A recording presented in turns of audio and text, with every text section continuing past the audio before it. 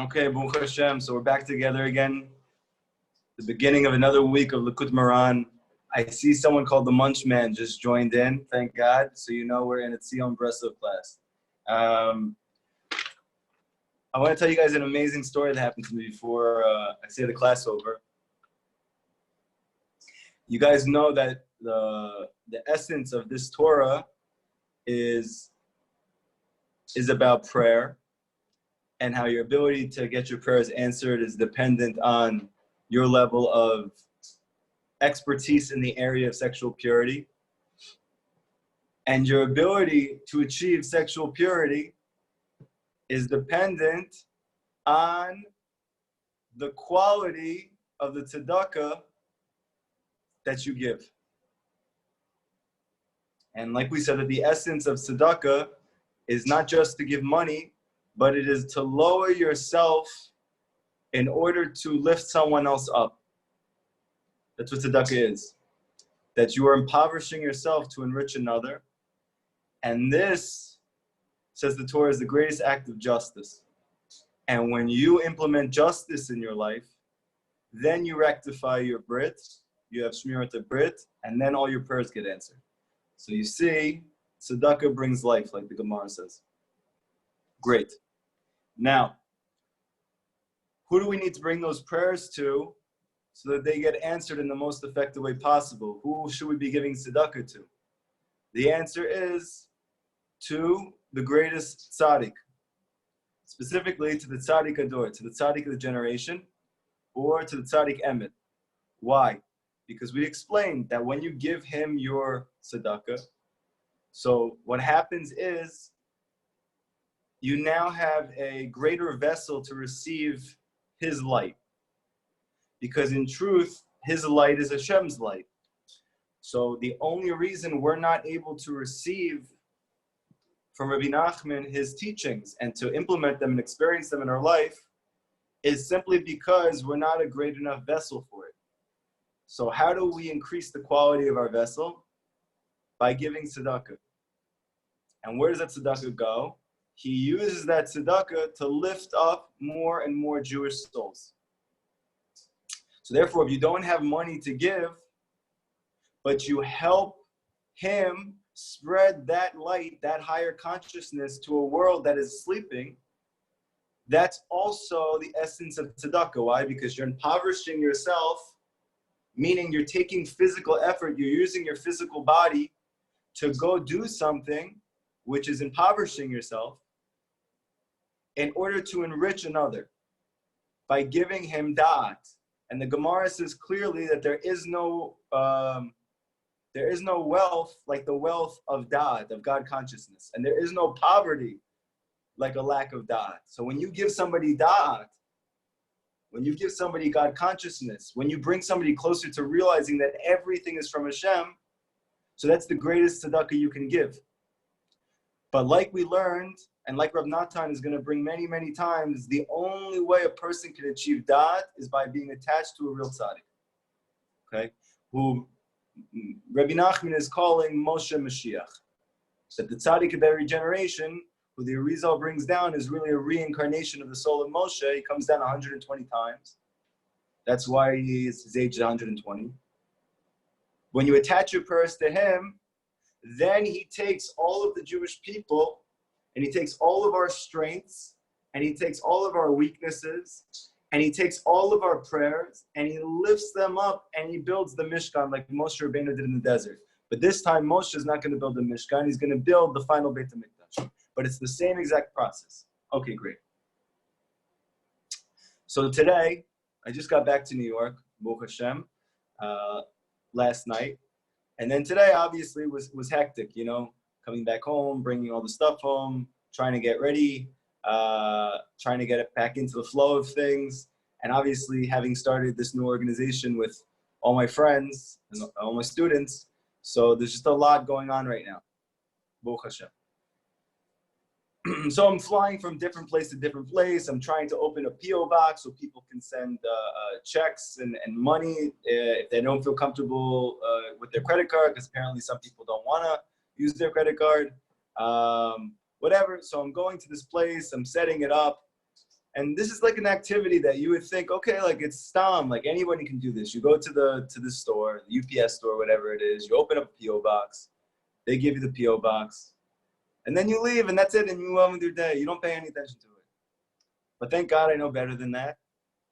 And I know the fact that the PO box was open was a miracle, because it didn't have to be, and wasn't open the last time I was there. So I said, thank you, Hashem. Thank you, Hashem, that the PO box is open. I go inside. I asked him to try and help me. He asked me, do you have 2 forms of ID? I was like, oh no. I have my regular ID. I don't think I have a second form of ID. And I brought everything here. I couldn't wait to do this. I've been waiting since I got back from New Jersey to try and do this, to try to help people give tzedakah in the highest possible way. And the guy said to me, listen, if you have your registration in your car, I can help you.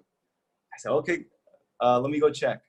So even for someone like me, that might not happen either. So I go back to my car and I'm looking around. Thank God I found my car registration. And I bring it into him. He sets it up. And the whole time saying, thank you, Hashem. Thank you, Hashem. Right? The guy's probably looking at me like, what are you doing? But I'm b'simcha. I'm happy. No, I'm not learning Torah. No, I'm not, I don't know, doing a specific mitzvah. I'm not making money right now. But I'm doing something that's really good. And I'm trying to connect to Hashem, and I'm trying to help others connect to Hashem. And everything is good, if you can see it that way. So I'm happy, and I'm singing, and he finally gets me the P.O. box. Baruch Hashem. I walk out of there. I email the people I need to in the organization. Now we have one now. People can send there. Okay, great. I get in my car, and I'm singing to Hashem in the car. Thank you, Hashem. Thank you, Hashem. As I'm singing, I'm stopped at the light, and one of my friends, one of our students here, he knocks on the window. I'm stopped at the light. He's right behind me. He opens. I'm like, who is this? I open the window. I'm like in the middle of singing, and all of a sudden he just like throws a check into the car. I said, what is that? He said, I've been looking all over for you. And then like he just left and closed the door. It's like the most bizarre thing. Thank God. Okay, Baruch Hashem. I leave there. I'm like, wow, thank you, Hashem. You just gave more tzedakah. And now like more souls are being rectified and the brit is being fixed and whatever. Okay, I'm going and I'm singing louder and louder. And all of this, I'm just going to the UPS store or whatever it is and going back. Okay, great. So now I'm going down and now I have to go get my phone fixed. Anyone part of the group knows that my phone's been broken for like a week, Baruch Hashem, which has been a big blessing. And today I went to go get it fixed. I went in, a big smile on my face. I said, hey, can you help me fix my phone? It's like, what happened? I said, I dropped it in the toilet. I was like, you ever heard of such a thing? He said, yeah, I guess. And then he started fixing it, and I walk out, I fixed the phone, thank God, I got my new phone. I'm like, thank you, Hashem, my phone works. Oh, Baruch Hashem, and I got on the phone, it was amazing. I like all the technology and everything. I was like, wow, it's amazing to have this. I'm going back to my car, and all of a sudden, I'm trying to figure out the next thing that I have to do for the organization. And all of a sudden, a random person beelines, I don't know if that's what you say, he beelines towards me. There is 1 million people in this area. If anybody knows Austin Street in Queens, there's like 1 million people there, especially this area. There's people all over. This guy beelines towards me. Doesn't even look Jewish. No kippah, no nothing. No mask, no gloves. Comes over to me, and he looks at me the most intense way. He says to me, listen to me, I need help. I said, okay, what's going on?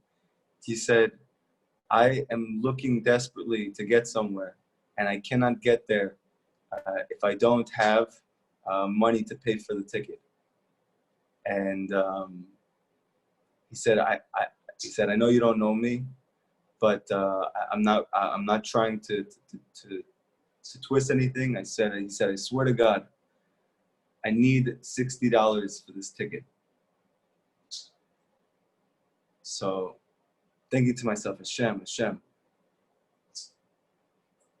The Zohar says that when Hashem is happy with a person, how does that person know Is there any sign, besides like those moments that happen, that like the incredible hashgacha pratit, but is there like a sure sign that Hashem is giving you like an attaboy, he's happy with you, what you're doing?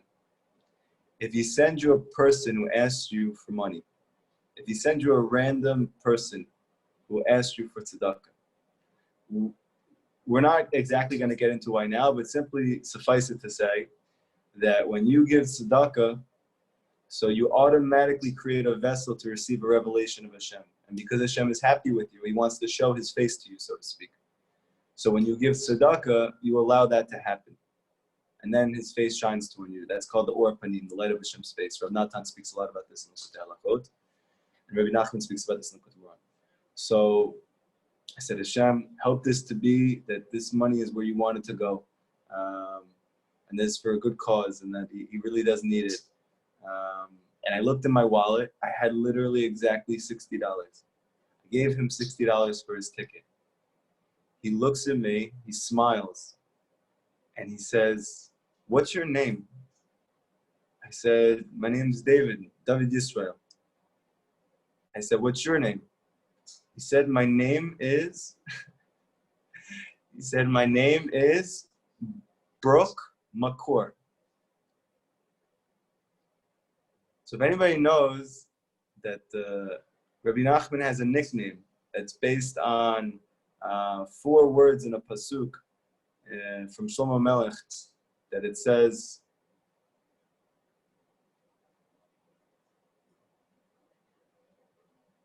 Nachal Never Makor Chochma, the flowing brook, the source of God consciousness, the source of revelation of God consciousness. And all day I was busy trying to give people an opportunity to experience the light of Rabbi Nachman, the light of Hashem. And this guy, not a girl, his name was Brooke. And his last name was Makor. And he wasn't even Jewish. And I looked at him, I just didn't even know what to say. He comes over to me, he gives me a huge hug and a smile, and everybody's looking for like, okay, this Jewish guy is like not keeping safe distance, and this guy is, like the whole thing. And then he leaves, he goes, and I turn around for 1 second, and then I wanted to just go back and make sure that that really happened, and then I walked over, the guy was gone. He vanished. Anyway, Baruch Hashem, this is a little bit of a story of what happens when you're living with the Torah of Rabbi Nachman. That there's like kind of 2 levels to reality. There is like the external level of reality that most people are operating on. But then if you are merited and Hashem has rachamim on you, and you put in a lot of mesirat nefesh and self-sacrifice, that Hashem will reveal himself to you in many, many, many ways. So anyway, there's my Heat Boda Dude story for the day. And now we're going to continue with the lesson in Likutey Moharan, which is Torah Bet, and this is section Zion 7. V'chol haTorah sh'adam lomed lishmor v'la'asot. And all the Torah that a person learns, lishmor v'la'asot. Why is he learning? To do it. We spoke about this a lot last night, and I'm going to keep hammering it home and hammering it home and hammering it home. There is no Torah that when you learn like Rabbi Nachman's Torah, that when you learn it, you feel like you're like entering into a transcendent place. And that's awesome. That's great, and that's important. However, the main thing is to then take what you learn and do it. And now Rabbi Nachman's bringing one main reason why. Kol otiot hem netzutze neshamot. Because all of the letters of the Torah are sparks of Jewish souls. All of the 600,000 letters in the Torah is another root Jewish soul. So every time that you're learning Torah out loud and those letters are coming out of your mouth, whatever you're learning, you are actually bringing into revelation Jewish souls who have been in exile. Rabbi Nachman used to hammer home to Rav Natan all the time, turn Torah into tefillah, turn Torah into prayer, turn my Torah into tefillah. So here's one very big reason why. Because Rabbi Nachman's whole goal was to take all of the souls of the Jewish people who have fell to the lowest places, aka everyone in our generation, and I'll explain why in a second, and to rectify them and lift them up. And this is only the power of the tzaddik emet. Only the person who is coming from the highest place can then draw it down to the lowest places. The Baal Shem Tov says this very clearly. How does he do that? And the answer is when his students take his Torah and they learn it in order to do it. And specifically, we're going to see in a second that when you take the Torah and you turn it into tefillah, because the primary concept of action spiritually is that of tefillah. There's a question in the Gemara about whether tefillah is an action or not, whether speech is an action or not. That's the simple level. But on a deeper level, according to Kabbalah, the level of asiyah, the level of action, the essence of that is the mitzvot, and the essence of the mitzvot is tefillah.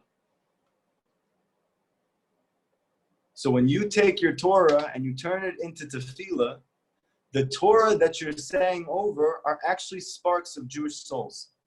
You don't know whose souls they are. They don't know that they are these souls.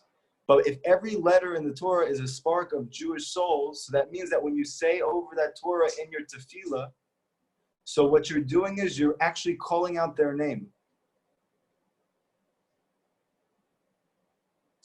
And the Torah teaches, why is it that when a person's sleeping, you can't wake him up no matter what? But when you say his name, he wakes up immediately. I see this with my kids. I can call them and call them and call them. They don't listen to me at all. I say, Shilochai. All of a sudden, boom. Eden Rachel. All of a sudden, boom. Why? Because the Torah teaches clearly, Kabbalah, Hasidus teaches clearly, that your shame, your name, is your soul. It's not that your name is the name of your soul. Your name is your soul. What are you? You are your name.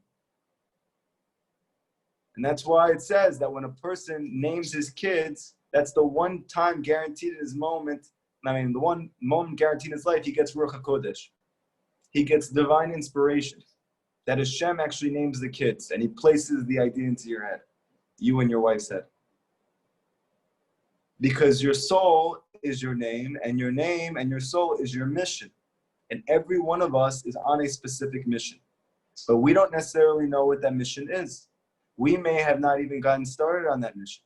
How do we get started? How does any Bali Tshuva, so to speak, experiencing an awakening of consciousness? The answer is when a person takes the Torah that he learns, he goes out to the field, he does Hibodedut, he goes into the closet and he talks to Hashem and he specifically talks out the Torah that he learns. What you're doing at that moment, we're going to see in a second, you are now in clothing, which I'm going to explain in a second what that means. You're enclothing those souls within your prayer. So this is a very big concept in Chassidut and Kabbalah, the concept of enclothing. What does it mean to nitlabesh, to enclothe? To enclothe means that you give something a vessel so that it can reveal itself. For instance, I give this example all the time. But now I'm speaking to a much larger audience, so hopefully this flies. But let's say, for instance, you woke up tomorrow and you had no clothes in your house. There was no clothes in your home. And you have to go to work. You have to provide for yourself. You have to pay for your apartment. You have to go eat. You have to do whatever you have to do. But you have no clothes, not boxers, not nothing. are you going to leave your house until you get clothes? The answer is no. How long won't you leave your house? If you can't find any clothes or any towel or anything so that you can get clothes, you're not having access to Amazon or anything like this so that you can order clothes. Your wife has had it with you and she's not interested. She's actually reveling in the fact that you are clothless and you're not able to go out. Let's say, for instance, you have a sick wife. Okay, so now you're home alone and you have no clothes. How long is it going to take you to get out? A week? 2 weeks? You're not going to leave your house until you get clothes. So you're going to say, what does this have to do with anything? The answer is like this. You are not your clothing. You are you. You wear your clothing so you can reveal yourself to the world. Why? Because it's too intense for anybody to see. It's too intense for anybody to see you as you really are. And therefore you need to enclothe yourself. Simply put, you are hiding yourself for the sake of revealing yourself. So again, you can't leave your house as you are because it's too intense. So what do you have to do? You have to put clothes on. Did you ever think how weird it is that we put on clothes every day? No. Why? Because everyone does it. But it's weird. This isn't me. This is just a piece of fabric. Why do I have to put on wool? Why do I have to put on linen? Why do I have to put on polyester before I leave my house? The answer is it's too intense for people to experience. So therefore, you need to hide yourself within the right types of clothes because those clothes actually reveal you to others. Okay. Now, the same thing goes with the Torah and the souls that are hidden in the Torah. Meaning, if every single letter is another soul of the Jewish people, imagine you have a cousin, or you have a friend, or you have a mother or a father. They are a letter in the Torah, and they're not holding by the Torah at all. They're not connected, they don't do the mitzvot, they're not interested, whatever it is. So according to Hasidus, according to Kabbalah, they are in a state of exile, of spiritual galut. Not that they're bad people. They might be unbelievable souls, but they are trapped in the klipot. They are trapped in spiritual unconsciousness. What awakens those souls? Those souls are letters in the Torah. So how do you reveal something? We just learned you need to enclothe it with the right clothing. If you enclothe it with the right clothing, then it's not just a potential soul anymore. It's not just a potential luminary in the Jewish world who could then bring up and help raise up creation. It becomes revealed. What's the clothing to those souls? To those letters of the Torah that you're learning? The answer is your tefillah. When you speak out what you're learning, your speech is like clothes. And even though as soon as you speak something out, you're actually limiting it, that is the benefit. Because in your mind, it's unlimited. That's great. Whenever you learn something, it's unlimited. Okay, good. But the purpose of this world is to reveal what's hidden. It's to experience godliness. It's not just to think about it. So when you take Torah, when you take letters of Torah, which are really sparks of Jewish souls scattered throughout the world, and you say over a piece of Torah in your hibodedut that you're learning and you're working on bringing into your life, then automatically that soul becomes awakened to tshuva. That soul becomes awakened to want to look for Hashem. Many of us deal with many friends and family members, maybe even your own wife or your own children or your own parents, who are not really trying to grow spiritually, or they don't understand the value of it, or they're not interested, whatever it is. But every Jewish soul is a piece of God. So what's different between you and them? The answer is someone said out loud your soul in tefillah, spoke out your Torah through their mouth, and you were awakened. So that's mamish zechut. You didn't do anything for it. So how much rachamim, how much empathy do we have to have on those around us? Now, what's the key to helping those people? It's not to sit them down and to try to explain to them why Judaism is true. That doesn't work. That never worked. The Baal Shem Tov explains that Chassidus is not to show Jews that the Torah is true, because you're doing a disservice by doing that. Because the Torah is greater than truth. What are you trying to show them? That the Torah is beautiful. Why does the Baal Shem Tov teach? Why does Chassidus teach that the most effective way to show people that Hashem is real and to try and help them connect to Him is not through trying to prove that the Torah is true, but by revealing its beauty? The answer is because the essence of beauty, according to Chassidus, is that it attracts. What is beauty?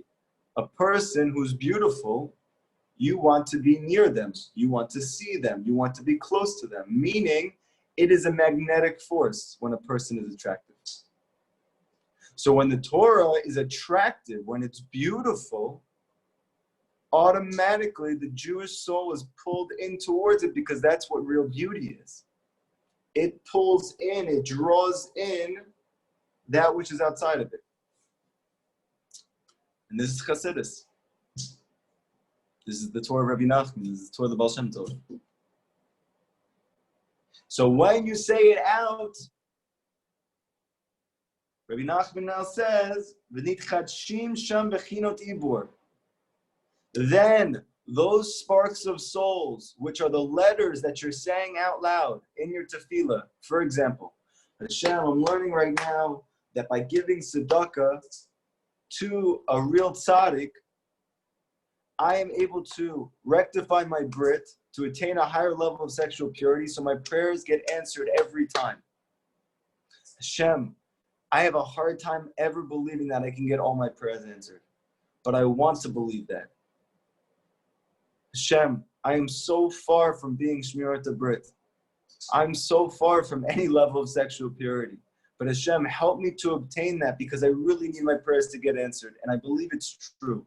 I'm just not holding that.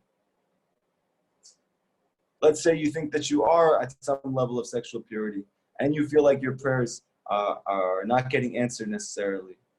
Hashem, help me to give tzedakah to the right places, and it's going to the right places. I don't know what those places is. Hashem, help make sure that whoever I give it to is the right place.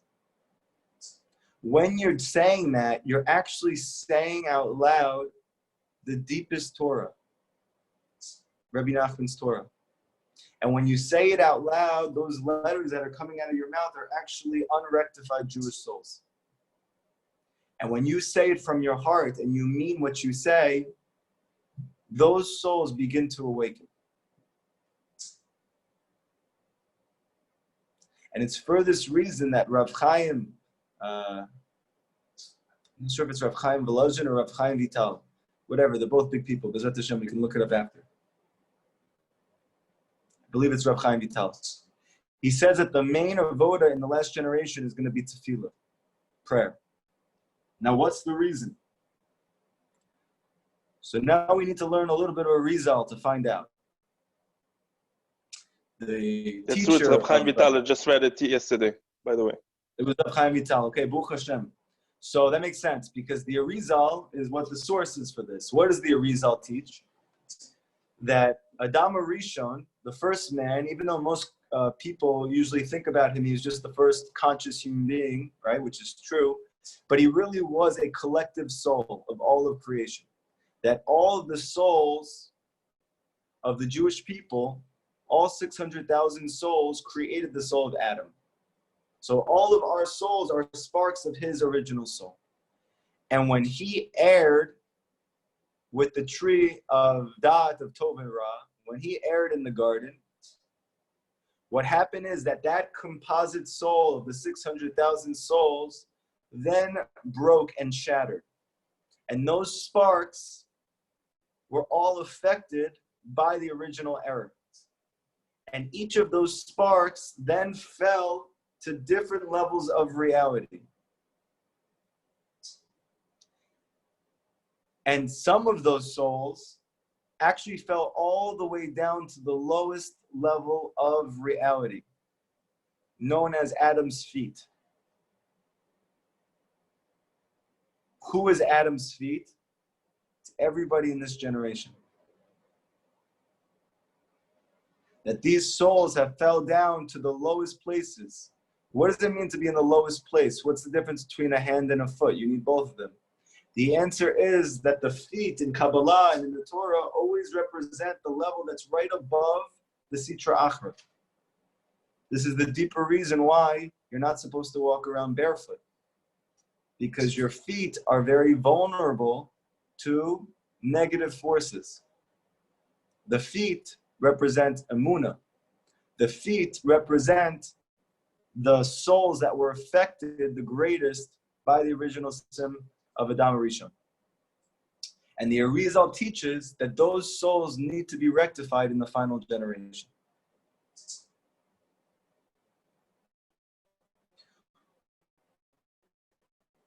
What is affected by the Sitra Achra? It means that their consciousness goes into exile. That's what it means simply. Without all of the fear and doom and gloom, it simply means that very great souls fell to very low places, meaning that we all went into a very deep state of unconsciousness.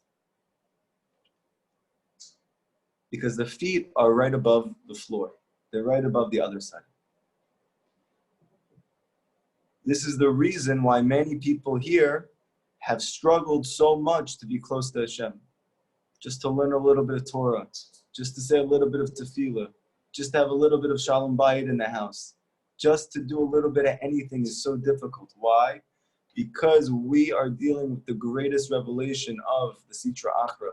Because it's taught that right before Satan is shechted, is slaughtered, like an animal in the wild, he puts up everything that he has to save himself.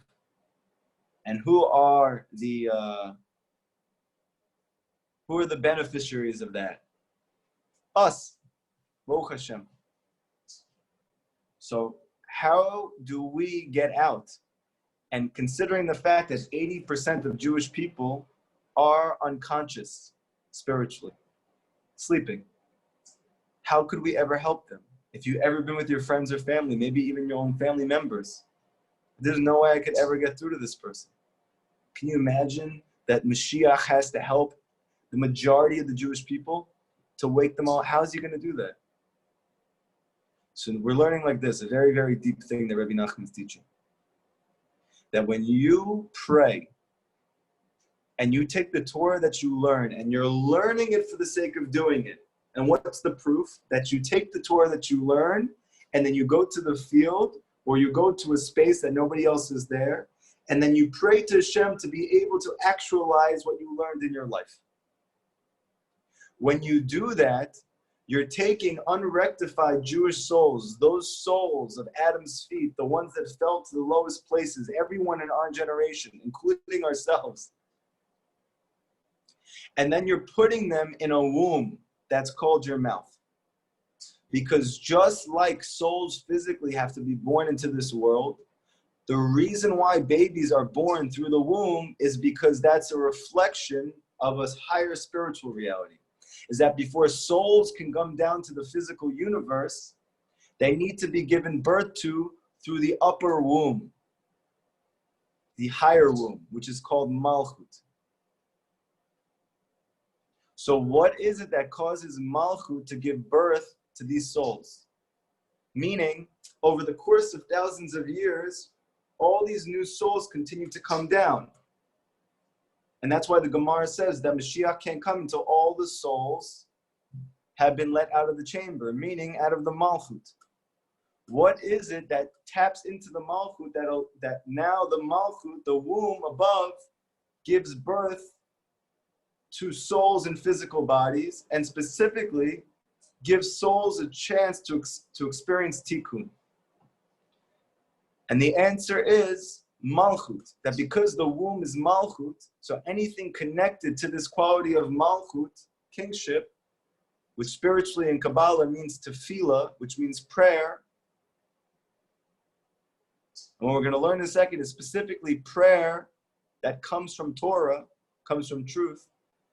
Then what you're doing, so to speak, is you are arousing the upper womb to give birth to souls, not just to come down to this physical world, but that souls who are already here then experience an awakening.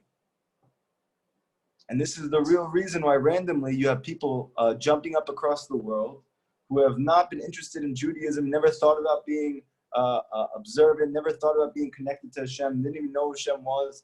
And all of a sudden one day they experience something weird and they're like, oh, I want to explore this. So you just think, yeah, just a coincidence. No, it's not a coincidence.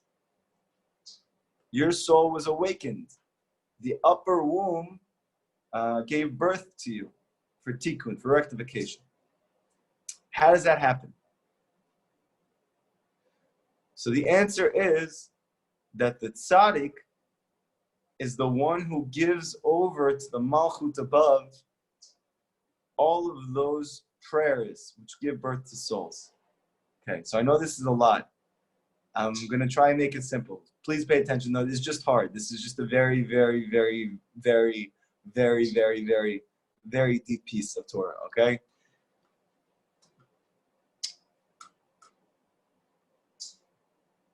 The tzaddik, the true tzaddik, he represents the sphere that's called Yesod. Yesod is the Brit. What is the function of Yesod? It gives forth fruit, seed. The essence of that is the tzaddik Yesod Olam. The tzaddik was the foundation of the world. Who is he giving forth seed to? The answer is to Malchut, this upper spiritual womb who gives birth to souls. Because the tzaddik emet's whole mission is to rectify all of the Jewish souls. And Rabbi Nachman was busy with this his whole entire life. And he said that at the end of his life, you think it's hard for me to help a person do tikkun in this world. That's not hard for me. You know what's hard for me? To rectify the souls of those souls that don't have bodies. Meaning, I have to do something that allows that malchut to give birth to new souls. And that's very difficult. There's another Torah in Likutey Moharan. It speaks about how there's a field, a spiritual field. And in this field, that there's souls on the outside of the field, which are looking to get inside of the field. The field represents the place of God consciousness. Outside of the field represents galut, or exile, or spiritual sleep, slumber. But even though down here, it doesn't look like anybody's looking to be awakened, their neshama above is dying to get in the field. And only the master of the field is capable of bringing them in. However, it is tremendously difficult. How does he do that? He does that when all of us go do Hibodedut and we take the Torah that we learn and we pray to Hashem to be able to actually do it in our life, to experience it, to actualize it. When you do that, you awaken these souls across the world. But that's only and specifically if you attach your prayer to the tzaddik emet, to the true tzaddik. Like we learned before you pray, you should not just pray. You should first give tzedakah before you pray, because this is the one of the highest forms of attachment. And you should say out loud to Hashem, Hashem, before I pray, help that my prayers are attached to the true tzaddikim who are alive today, the true tzaddikim who are buried in the earth, and to the tzaddik Yesod Olam, the tzaddik who's the foundation of the world. Rabbi Nachman ben Fega, the Nachal Naveh Makor Chochma, the flowing brook, who provides God revelation, if we allow him to the whole world. And when you say that before you pray, then what you're doing is you're taking your prayer, which is infused with Torah, which is the Torah, our Jewish souls, unrectified Jewish souls, and now you're revealing it by speaking it out. But that's not enough, because it needs to go into the Malchut. It needs to go into that upper womb, what we're all waiting to be built, which is called Yerushalayim. And then when you attach it to the tzaddik then takes your Torah tefillah ball, or brick, your Torah tefillah brick, and he sticks it into the Malchut, into the Beit HaMikdash. And then another Jewish soul is rectified. Do we know who is the tzaddik Yisod Olam? Yes. His name is Rabbi Nachman ben Fega.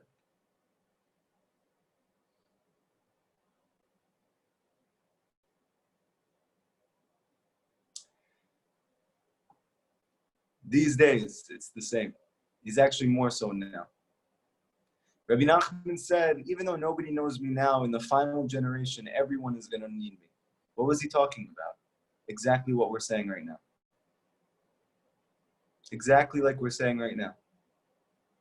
Because he understood that the greatest souls that would fall to the darkest places, that these souls that were affected the most by the sin of Adam Arishon, are now only given birth to in the end, the most spiritually unconscious generation that ever was. How can those souls be rectified? So you need the greatest tzaddik to do that. And Rabbi Nachman said 210 years ago, in the final generation, everyone is going to need me. And you should know there was no hint of arrogance in that statement. There was no hint of ego. There was no sense of self. He was tapped into a very high level of consciousness, which allowed him to actually traverse time and space. And what's the proof? All of us sitting here. Because nobody heard of Rabbi Nachman 50 years ago. When I went to Uman this past year, and there was 100,000 people there, Rav Kramer was saying just 50 years ago, there was only a few people here. Nobody heard of Rabbi Nachman. You go into any yeshiva, and for our generation, especially Bali Tshuva, what do you mean? Rav Shalom Arush and the Gardens of, and you have all these different speakers. How can you not hear Breslov? How can you never hear Rabbi Nachman? Nobody ever heard of Rabbi Nachman. Even when you go into yeshivas, you carry around Likutey Moharan. The majority of people have never seen it before. But more and more and more souls are being awakened and rectified through his Torah, through the revelation of his Torah, through the actual performance of his Torah. Every day, more and more. More and more. What's the reason for this? The Ramchal in the Ma'amar Geula, which is an unbelievable book. It's a Ma'amar. It means a saying, but it's like a letter, so to speak, dealing specifically with Geula, with redemption. And the Ramchal, like Rabbi Nachman of Breslov, died when he was very young, and accomplished more in 30 years than we can accomplish in 5,000 lifetimes, okay? One of the things that he did is he wrote many, many, many, many books. Some of them were much simpler and became much more widely known, such as Mesilat Yesharim, okay? However, he has deeper books than that, which are less well known, like Ma'amar Geula. And then he has deeper books than that, which are even less well known. And then he has books that were never published and were burnt and were put in Cherem because they were too deep for our eyes and ears to experience. But in this Ma'amar Geula, he explains very clearly, and he was not a chassid of chassidus. The Ramchal was simply a very, very, very, very high soul who achieved a very high level in his life. And he was a master of Kabbalah, a real master of Kabbalah. And he said that in the final generation, you're going to have many shepherds of Amunah that are going to be randomly popping up across the world. Specifically, he says, he calls it shepherds of Amunah. That you're going to have people randomly popping up in unlikely places who are shepherding the Amunah of the Jewish people. What does it mean to shepherd the Amunah? It means to cultivate Amunah. That you're going to have these souls who their whole mission is to allow the Jewish people to cultivate and to actualize and to achieve real Amunah. And that's the final generation. And how many people is this happening to? How many random people from the most unlikely backgrounds are coming to the forefront of the Jewish world and are lifting up the Amunah of all of the Jewish people and even the non-Jewish world? The Ramchal said this, 500, 600, 700 years ago, whatever it was.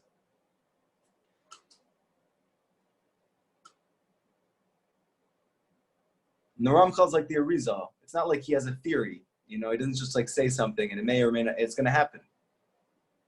The majority of what he says happened. He said that the Jewish people are going to start going back to the land of Israel before the redemption comes, before the Mashiach comes. He talks about all of this, okay? But who can cultivate Amunah like Rabbi Nachman? Nobody. Nobody. Nobody makes a person feel more Amunah than Rabbi Nachman. They just don't. And I'm not talking about faith that I believe in Hashem. Okay, great. Non-Jews also believe in Hashem.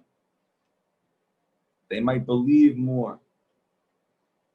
But Amunah is to believe that Hashem is Machadesh, that Hashem renews creation at every moment, that every single moment is a brand new reality and Hashem is continually just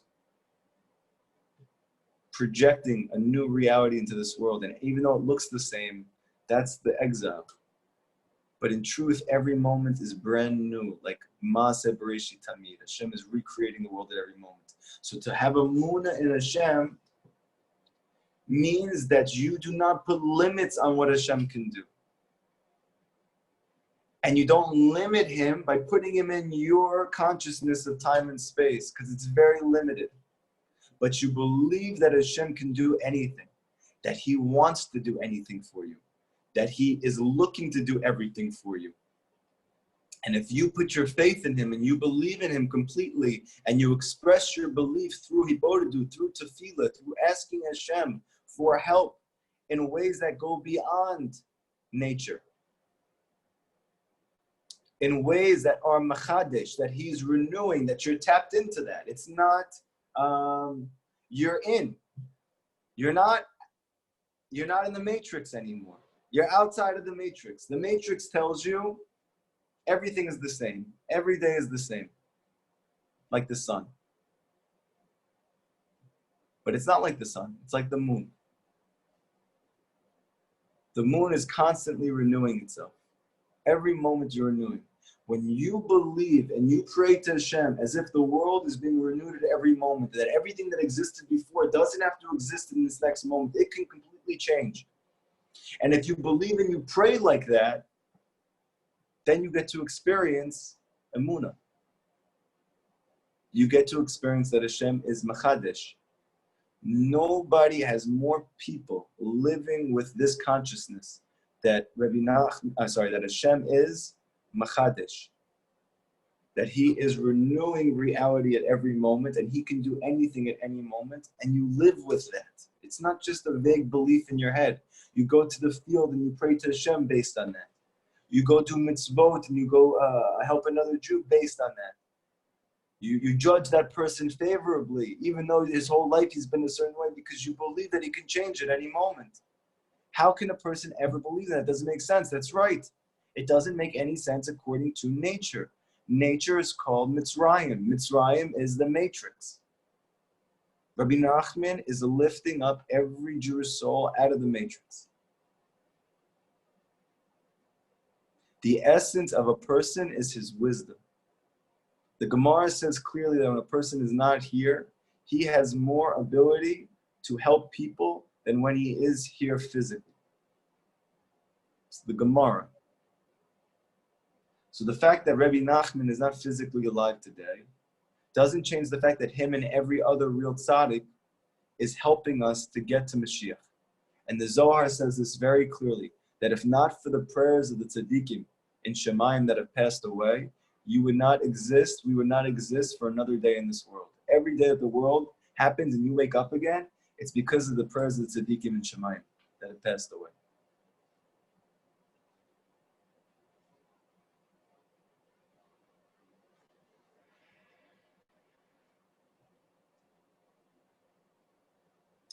Okay, I know that was only a very small piece of Likutey Moharan, and we have more, but it's a very difficult concept, and therefore difficult concepts take more time to explain and more examples.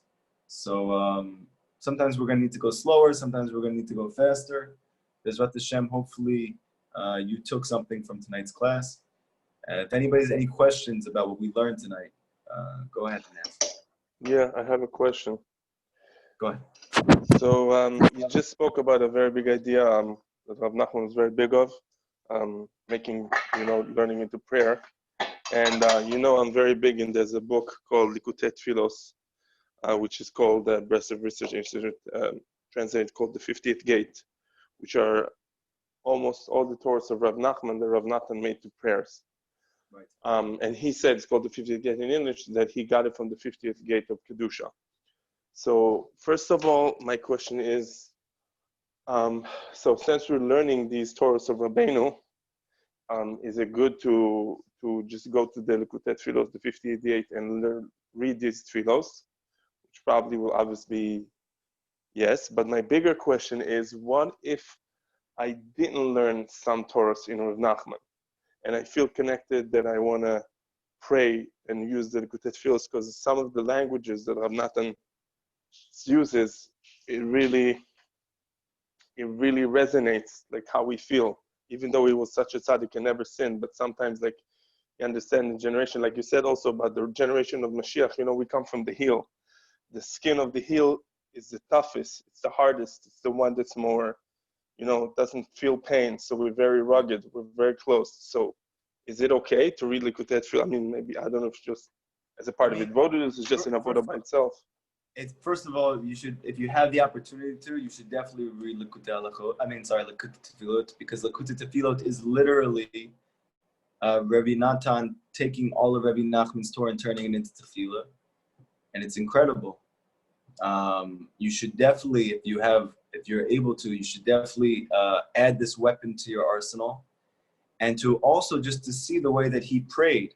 What does it look like when a person takes Rabbi Nachman's Torah, which is so deep and so vast and so infinite, and he turns it into simple tefillah, into simple prayer?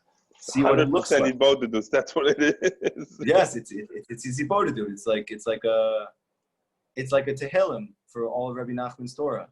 So that 100%, if you're able to get that and to look at it, you should. Okay. Number two, and this is an important point that I think everybody should know. Rabbi Nachman's main mission in your prayer is that you mean what you say. Because this is the key to achieving results. This is the key to breaking your ego. This is the key to shedding the klipa that surrounds the Jewish heart. This is the key to revelation of godliness.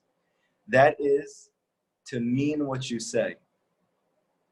Simply, I had a question. Someone was talking to me about, on Shabbat, they took on themselves. It was a woman in the women's class. It was amazing Kabbalah to take on herself. That she was going to start saying the whole book of Tehillim every Shabbat. And she's been doing it now for a couple months. She has the whole entire book of Tehillim on Shabbat. She's a Bali Tshuva. She speaks Hebrew, so she's able to. Baruch Hashem, it's an amazing thing. She asked me, She said to me that people are telling me though that might be more kedai for me to say a few tehillim and to mean what I'm saying. Which one should I do? So this is a very important distinction between Chassidus and specifically Rabbi Nachman's Torah and let's say the Kabbalah of the famous Sephardic Mikubalim. And that is that the Baal Shem Tov teaches that a person's simple intentions that are brought to light, whatever they are much more precious to Hashem than saying Kabbalistic kavanot and doing segulas and doing many things that, let's say, very famous Mikubalim have brought down as being very powerful segulas. They're not saying those don't work, but for us, Rabbi Nachman made it very clear that what's much more powerful than any of these segulas is to say one real thing in your life to Hashem. To say one real word. And Rabbi Nachman says explicitly in Likutey Moharan, let's say you're trying to talk to Hashem and you just can't. You can't talk. You want to talk, but you can't talk. Rabbi Nachman says, talk about that. You can't talk, but you want to talk. How long can you talk about that? Rabbi Nachman says, keep saying it over and over again until Hashem has rachamim on you and opens your mouth. Because the main thing is that you say the truth, is that you mean what you say. And that's not even a sentence. It could be one word. That if you at least mean one word, but you mean it when you say it from the deepest depths of your heart and it's towards Hashem, that will open up a new word. And that will open up a new word. So when you read Likutey Tefillot, if that opens up your heart and makes you feel connected, take what he said and turn his Likutey Tefillot into your tefillah. And if you can only say one sentence that he said, and that's what's meaning for you, then just say that one sentence and say it over and over again with tears in your eyes. Say, Hashem, I want this. Hashem, please, I want to be close to you. Whatever it is. Whatever is where you're holding. I'll be honest with you, I don't know how the English, like 50th gate, but like Likutey Tefillot, for me personally, we spoke about this. Rav Natan doesn't take the words out of your mouth. Like anybody who knows a little bit of contemporary, you said it's like the Hillim of the Tefillot. It's much more contemporary. Like anybody who speaks Israeli Hebrew, he steals the words from your heart. He tells you how you feel. I mean, I don't know how people had dealing with prayer, and maybe not all of it, but most of it is just so, it's just a spiritual roller coaster of everything you wanted to say. I feel so low and I've been so far away, and even if I'll pray like 1,000 years for one of my sins, I can't fix it, and I don't know where to start from the old ones, the new ones. But you, Hashem, are so merciful, and here I'm in front of you, so that means you have a chance, and you're looking for me to grow. It's just amazing things. So there is an English version. I just don't know how it is because I never really needed it. I'm just saying, okay, but you gave me an answer. But my answer is everything there is like with almost everything is with kavana. It's like, even though some of the things is very high, like I want to finish shots and whatever, but we honestly want to get to these levels. We want to be tzaddikim, like Rabbeinu says, I can make you kamoni mamish. I can make you just like me. I mean, not Rab Nachman, but fulfill full potential. Right. So, so it's going to my second question. It's a simple yes or no. Can I read the Likutey Tefillos even if I didn't learn that Likutey, that Torah? And a lot of times the Torah is there. Like he brings like some of these concepts. So because he's taking Rabbi Nachman's Torah and turning it into tefillah, if you take his tefillah and you turn it into your tefillah, then you're taking Rabbi Nachman's Torah and turning it into tefillah. So I actually wrote an amazing tefillah today in Hebrew. I want to translate it and send it to the guys. Okay, great. So definitely, but I would not use Likutey Tefillot as my hipodu, because that's not like per se, right? That's not good. So maybe you intertwine. That's not what Rabbi Nachman wanted, because he says even if you can't speak, that's okay. If you can't talk, that's fine. But then whatever, if you can only say one word, that's the only. So say that one word over and over and over again. The key is to say the truth from where you're at. Because when you say the truth from where you're at and you mean it, and it's coming from a genuine place, and you're guiding it towards Hashem, Hashem will open up your heart and will give you more work. The best advice is to go to Hashem and says, Hashem, well, give me one dibur of MS, which by itself is a dibur of MS. So there you go. It's just that. Okay, take somebody. I don't know if the other question. I don't want to take too much time. Thank you, Rabbi. Thank you. Any other questions?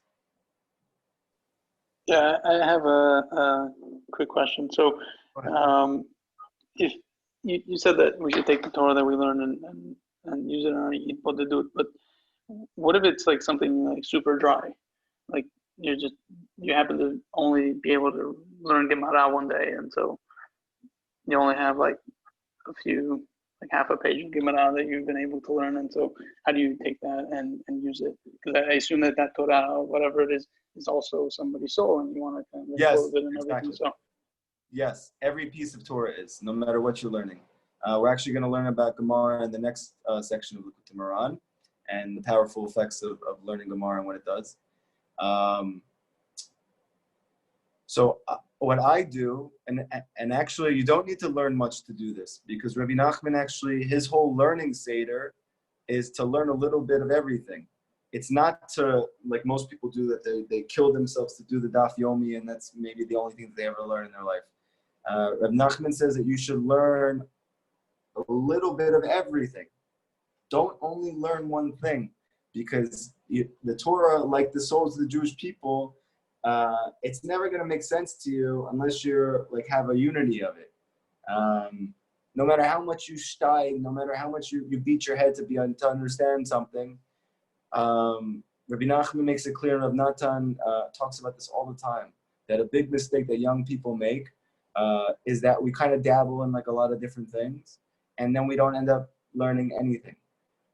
Or we take on ourselves things that are just too much for where we're holding or for our job situation. So Rabbi Nachman's learning seder is beautiful, especially for our generation, because you don't have to learn a certain amount of anything. You just have to learn a little bit of everything. So therefore, he didn't expect you to learn so much and then turn into your prayer. But whatever you learn, so what we're going to, truth is that when we have tomorrow night's class, it actually is the answer to your question, okay? Meaning it's going to talk about what happens when you take the Torah that you learn, you turn it into a prayer.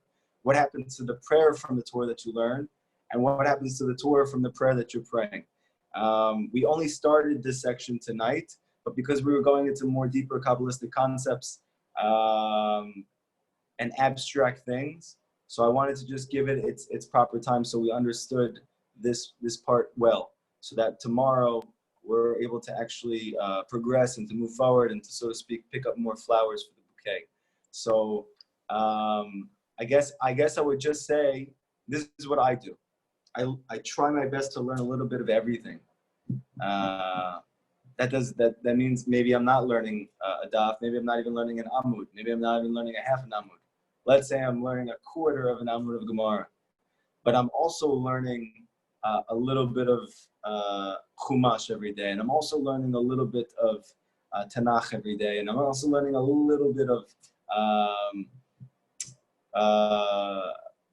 Musar a day, and I'm also learning a little bit of Likutey Moharan a day, and a little bit of Likutey Halachot a day, whatever, a little bit of everything. I think you get the point. When you have a little bit of all these things, and you come to your Hibodedut, you're going to have a lot to talk to Hashem about. And what's going to happen is, Rabbi Nachman's going to explain in this next part, with Hashem tomorrow, is that when you pray with that Torah, what happens is you're going to start to have revelations in your mind about what that Torah is for you. Meaning when you read that Gemara, you don't see how this fits into your life. You don't see how this is connected at all. But when you go the next day in your Hibodedut, or that night, and then you talk it over to Hashem, you're going to actually experience a flood of chidushim. That things are going to pop in your head when you're going over the course of your day, and you're going to see it's intricately related to that piece of Gemara that you're learning.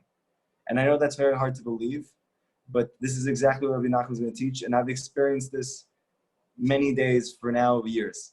And I've heard it from many students who have tried to do this in their life as well, that you really get to experience how much that the Torah is life, And the whole reason we don't see how everything is connected is simply because we're not doing hipodadut. But when you bring it into your hipodadut, we're going to learn tomorrow, there's some mechanisms that are taking place. And what you're doing is you're revealing the Torah that you learn. And then that pops into your head as like a chidush, to see how what you learn is connected to your life and how it's what you need to get closer to Hashem. Does that answer your question? Yeah. I mean, it answered in a different way. I thought that it was kind of like try to use the Torah that you're learning to kind of, I don't know, use it in your prayers, because your prayers are kind of personal, right? So, but it's more just so you are trying to do that. But like, so for instance, tonight it's easy to do that, right? Because when you learn the Likutey Moharan, it's always going to be personal. Tzedakah, Hashem help me to give tzedakah. Hashem help me to give, help me to get a higher level of sexual purity. Help me to get all my prayers answered. Like everything that we're going to learn about, you're always going to be able to make this personal and take it into your Torah, right? And to turn it into tefillah. But you were asking about Gemara. So I'm saying for a piece of Gemara, and you're learning, let's say, about a Kohen Gadol, that when a Jew goes into exile, he can't get out until the Kohen Gadol dies. So what does that have to do with us? What does that have to do with you? How can I turn that into tefillah? And the answer is that when you're doing your hibodetut and you're talking over your day to Hashem and you're asking for help and you're thanking Him for things, and then you also bring up that Gemara that you learned, you are going to see connections between this seemingly thing that's not personal at all and is abstract, and you're going to actually see specifically Rabbi Nachman's Torah in the Gemara that you're learning. And it's going to become personal for you. And then through your saying over the what's coming into your mind from this whole experience, that's actually awakening new Jewish souls.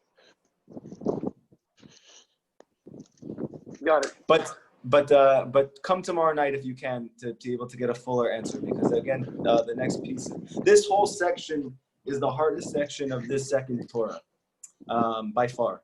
So it just takes, it's going to take some effort and sitting with it. And then tomorrow or tonight, taking what you learned, and even if you didn't understand anything, come to Hashem and say, Hashem, please help me to understand anything I just learned. Because I believe that it's really good for me. I believe this can really help me. I'm sensing that, but I don't know exactly what to. That's a great prayer. If that's true for you, that's a great prayer. Breast lovers, when they go out to the field and they take Likutey Moharan, what they learn, many times they don't understand what they learned. And they literally sit in the fields for an hour crying to Hashem to understand one thing that Rabbi Nachman says.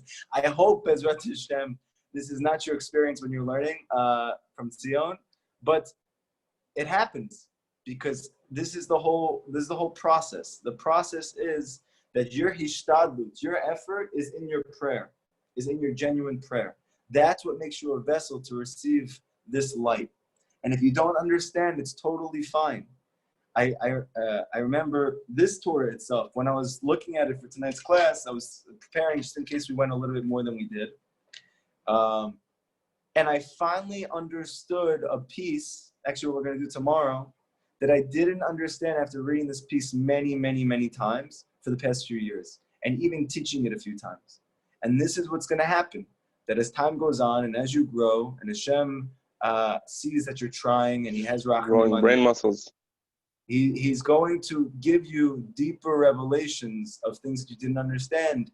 And it's not because you're smarter now. It's not because you toiled more in your brain on this thing. Because Rabbi Nachman says that's not what allows you to understand. What allows you to understand is tefillah. Tefillah is the vessel to receive God consciousness. And the best way to do that is to take whatever you're learning, whether you understand it or not, and specifically when you don't, and ask Hashem, please help me to understand what this is and to bring this into my life. Any other questions? I have one. Maybe you want to answer it tomorrow. Kind of like has to do with what he just asked. So when I was in yeshiva, let's see if anyone else has a question first, and then we'll come back. Have to do. Any other question? I see that there's an iPhone question on the bottom here. 1 second. But it says that the world can't exist without a tzaddik yisod olam. That means that there is a live person. So again, I just said that the Zohar says that the world couldn't exist if these real tzaddikim weren't praying for the world to exist. Those people are not physically alive. They are alive, but they're not physically here. So the answer is yes, you need a tzaddik yisod olam, and there always is one, because if not, the world would cease to exist. But the fact that he's alive doesn't mean he has a physical body. To be alive means that your consciousness is alive. And actually, Rabbi Nachman's consciousness, his wisdom has never been more alive than it is right now. This is not to say that he is physically alive. Nobody believes that. We're not. Everything's kosher here. I'm not going to get into anything else besides that. This is everything's according to halacha that we're speaking about. There's nothing that we're saying that is beyond the realms of what the Torah teaches. However, there also is a concept that there's always a true tzaddik who's helping us. And the Exile teaches, how do you know who that tzaddik is? Look at the generation. Because when you see the generation and you see those souls and what they need and what they're yearning for, then you will be able to experience or have a clue or a hint into who is the tzaddik of that generation. Because they are actually all sparks of his soul. And therefore they require him and his wisdom and his advice for tikkun. Again, this is not this is a very touchy topic. And you don't have to take my word for anything, okay? My best advice to you is that you pray to Hashem, that Hashem continues to reveal to you who is a real tzaddik, and that you're learning his wisdom and you're doing the things that he asked you that are going to help you in your life to bring you closer to Hashem, to have emunah shlema. And if you have the zchut, Hashem will show you who that is. I'm just telling you from my experience, Hashem, thank God, has opened my eyes very clearly to who that is. And I'm trying to give it over as best as I can. And I hope, because what Hashem I'm doing, I'm not getting in the way. Okay? So, yes. And also, you should know that it says in the Gemara that Yaakov Avinu never died. So that's not Kabbalah. That's not Chassidus.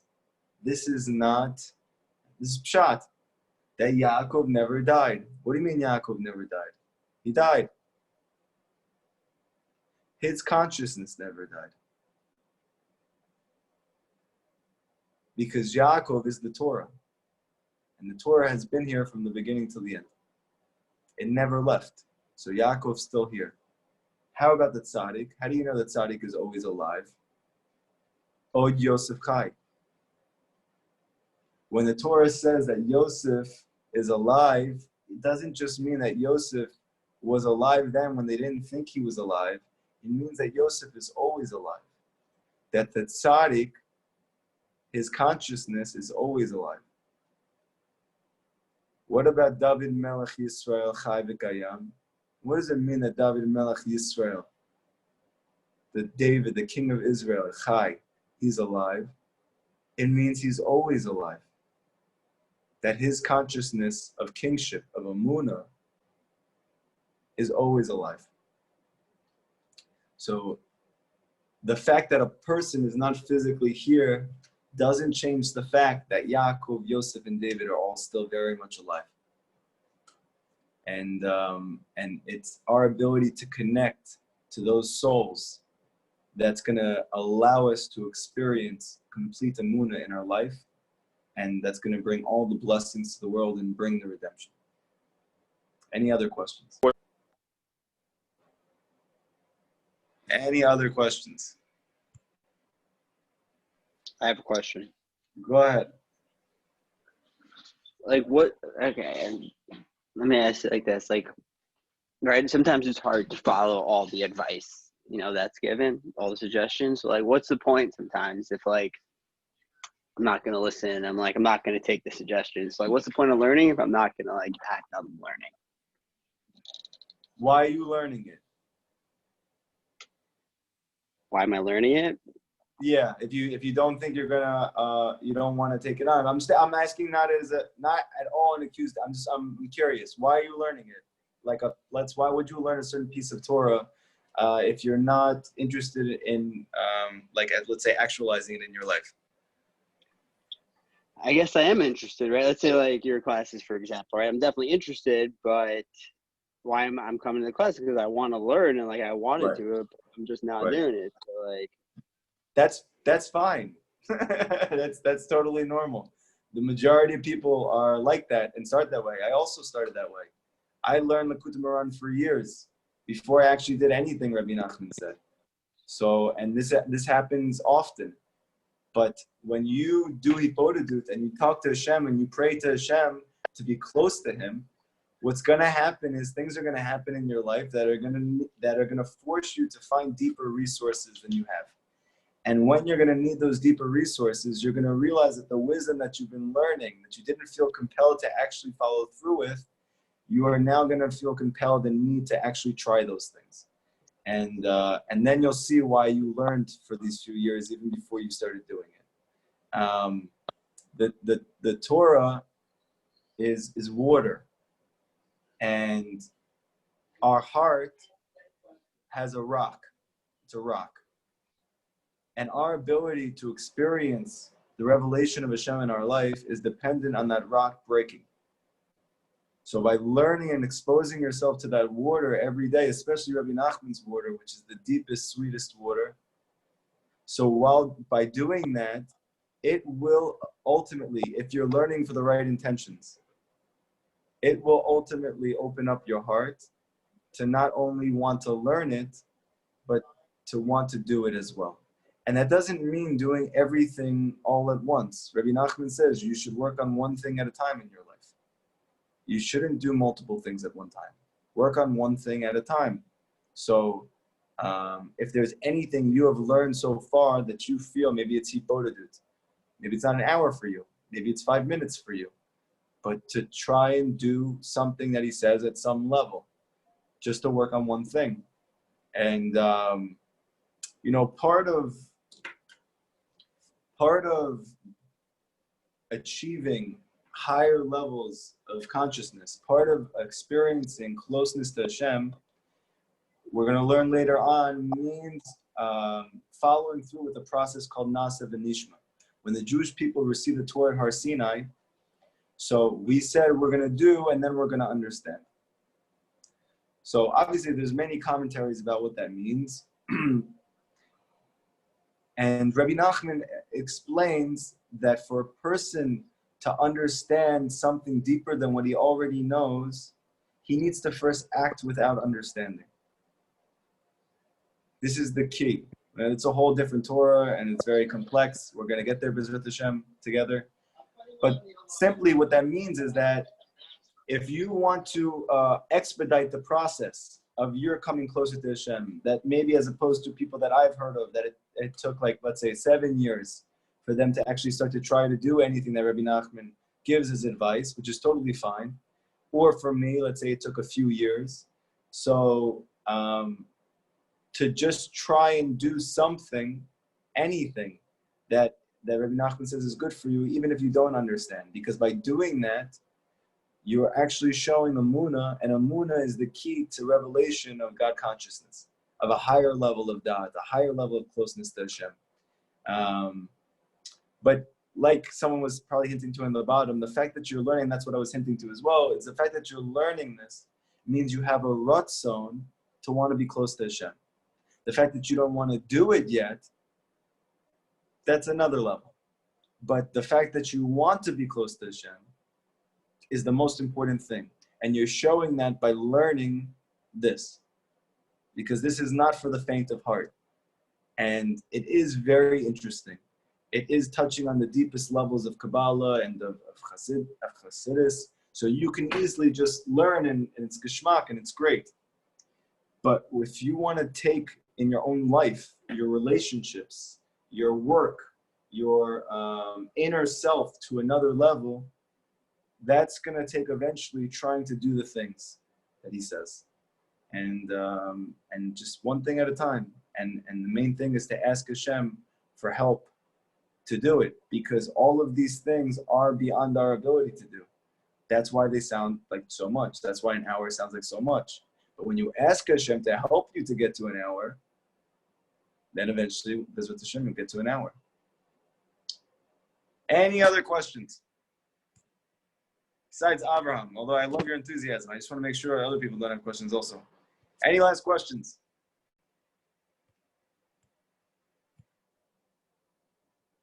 Okay, Abraham, you want to ask your final question? We'll head out with this. Yeah, you don't have to answer it today, maybe if you don't have the time, but one of the things when I was in yeshiva, maybe it's a little bit different, but like we were learning usually one Gemara like Be'in, and like in depth, and one Gemara like Bekiyas, that just giving grounds.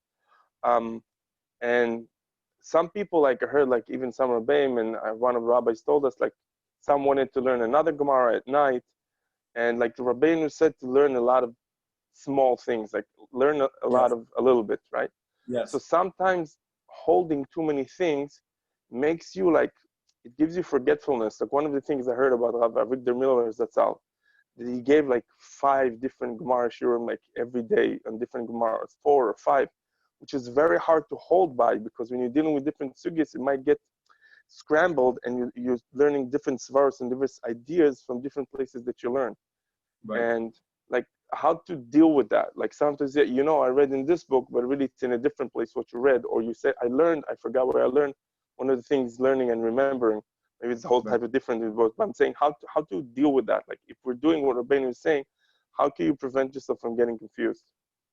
So you don't have to answer it if you want to answer it tomorrow. I'm just saying. No, we'll continue with it. We'll continue with this. This is going to be a long discussion. We're going to have to talk about these things because, you know, obviously the main point is that each of us achieves these things. It's nice to learn about these things, but I think every one of us really wants to be closer to Hashem, and we want to find out how to do that. So that's what Hashem, what we're trying to do together now. So when the key is hipodadut, because when you talk out the Torah that you learned during the day, then you don't forget. Rabbi Nachman says forgetting is a function of exile. However, if you are not in exile, meaning you're spiritually conscious, which means you're talking to Hashem, because if you're talking to Hashem, it means you know He's there and He's listening, and you're saying out the Torah that you learned, you remember. And also, it's not that you're going and doing a lot of different things, but then like you're doing different Gemaras as well. Rabbi Nachman wanted you to go from the beginning of something to the end of something. So, and this is what Rav Natan ended up doing, even though it was so bizarre to him when he heard it, because he never heard anybody else learn like this. But after he did it, because he had complete emunah in the tzaddik, he said this is by far the most effective way to learn. And he used to admonish his son for trying to learn multiple different things in one place. For instance, there's a letter of Rav Natan to his son, where his son is learning the Shulchan Aruch, he's learning halacha, he's learning Jewish law, and he said that I went from the beginning, meaning the beginning of Orach Chaim, which is the first book of the Shulchan Aruch. I just went from the beginning, and I'm just going according to the order. And his father, Rav Natan, said, I'm so proud of you for doing that. This mamish the way to learn. No matter what, just start from the beginning and just keep going. And if you don't understand, just put a little dot and just keep going.